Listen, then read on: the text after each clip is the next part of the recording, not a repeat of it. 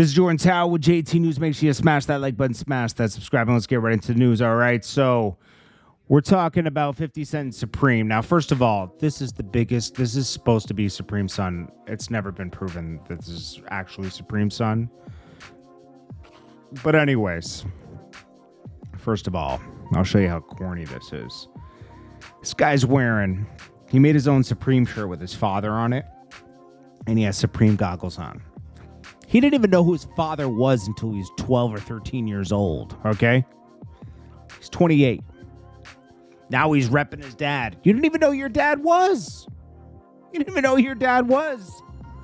It's crazy, bro. Like, the way he's breaking down, like, his father's beef and 50 Cent's beef, he's like, I got no beef with 50 Cent, but this is kind of how it started. Da-da-da-da-da-da-da-da. And he'll troll 50 Cent and troll 50 Cent's other son that... These two used to be friends for like a little bit just to get back at 50 Cent. But obviously they have Marquise and him have their own beef now. This guy is not tight with his father, okay? And to even be talking about 50 Cent or anything, you were a fan of 50 Cent growing up. And to even be talking about your father's beef that happened in the 90s is crazy to me. And all he can repeat is hearsay. Oh, I heard 50 had a beef with my dad because, 50 said my dad didn't believe in him, and they're both in the same block, and, he had to plug in with Irv and everybody, and, he didn't give him the plug. Like, he didn't plug him in with Irv and them. Come on, bro. Come on. Like, this is the big, 50 Cent's told this story a million times. And what are you going to believe? Are you going to believe Irv Gotti, the fake gangster who calls himself Irv Gotti and he's not gangster at all? Or Ja Rule, another fake gangster? These guys were just great at making music, and they had their run. Nobody's taken that from them, okay? 50 Cent was really in the street, was really moving, he was really making money in the street. He wasn't a Don Dada, but he was making money in the street. He was doing well. And he made his way in music. But people know that Irv Gotti and them weren't like that. They were in the music business. And because their ties with Supreme, they tried to be street. His son speaking about this kind of stuff on interviews is goofy. And he's a goofball by wearing Supreme gear. Your father has nothing to do with Supreme clothing. Supreme clothing doesn't even have anything to do with Supreme clothing, but they sold it 2 times already. Goofy.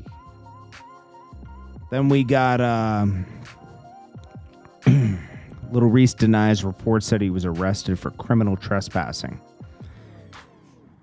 Over the weekend, they said he was arrested, criminal trespass on state land. I mean, it's not even a big charge. He said, I'm not in jail. Stop believing this. Okay. Then let's talk about this. This guy named Clem that was down with Jeezy and CTE. Now, listen, CTE wouldn't have been CTE without people like Clem and others holding the whole unit down. There was a lot of members of CTE. And I understand that knowing who Jeezy is as a person, and I'm so glad I never worked with him. I heard about him back in the day. I worked with him once. I did one video. But a friend of mine worked with him, and I heard how he treats people that work for him. It's like, bro, all the people that started with Jeezy had problems with Jeezy eventually. And they did make up. Some of them made up. Kinky B, he screwed Kinky B over, and this was his brother, pretty much. They started together. Jeezy will screw anybody over to get ahead. Okay? So a lot of guys were left with no money.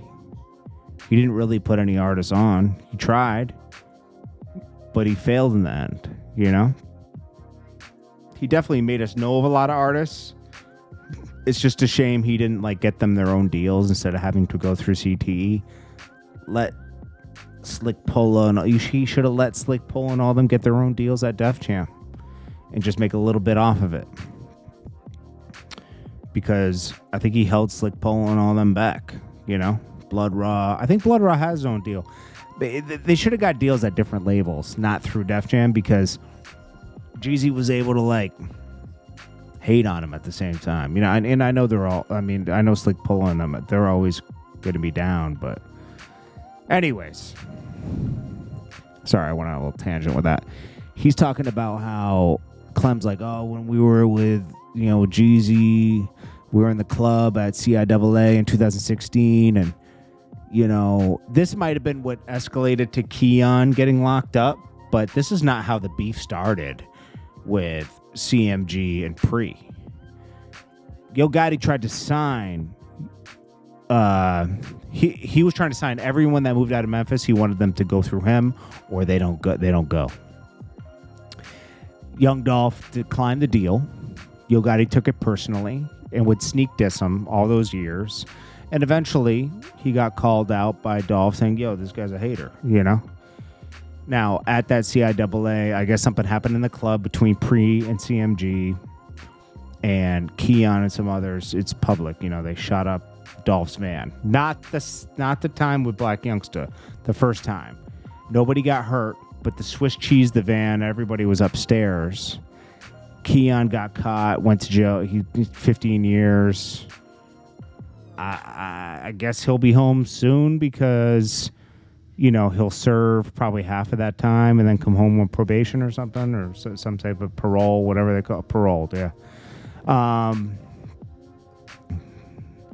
That's how that started. And obviously it went on until Dolph lost his life in 2021. But yeah, that story is not how it started, though.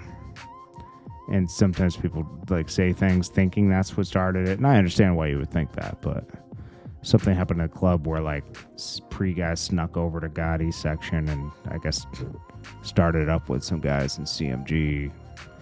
Keon wasn't anything to play. Keon was nice, but Keon also was the guy with the gun, And he made things happen.